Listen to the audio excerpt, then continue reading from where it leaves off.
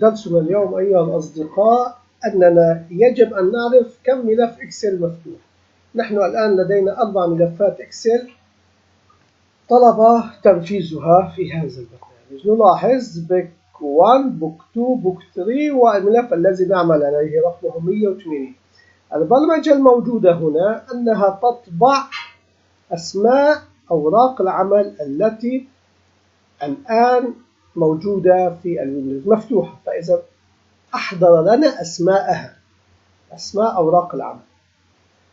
البرمجة التي تم تنفيذها متغير يأخذ قيمة الملف الإكسل، وحلقة تقول أن أي ملف إكسل مفتوح في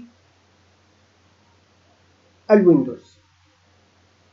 debug print يطلب طباعة هذا الاسم، فإذا القيمة اللي أخذها جيم نطلب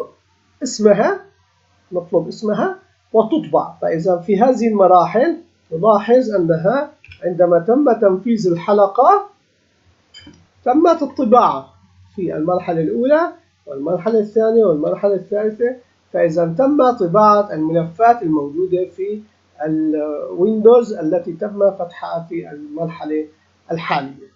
البرمجة جدا مفيدة، أننا استخدمنا متغير أخذ قيمة ملفات الإكسل، واستخدمنا الحلقة التي تدور على كل الملفات وتعطينا أسماءها وتطبع بالديباج برينت. نحن نستطيع أن نحفظها بذاكرتنا، نخزنها في مكان آخر لكي نعرف المستخدم ما هي الملفات الإكسل التي تم تنفيذها، التي تم فتحها.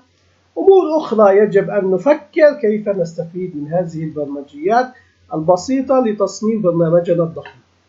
شكرا لمتابعتكم، إلى اللقاء غدا إن شاء الله.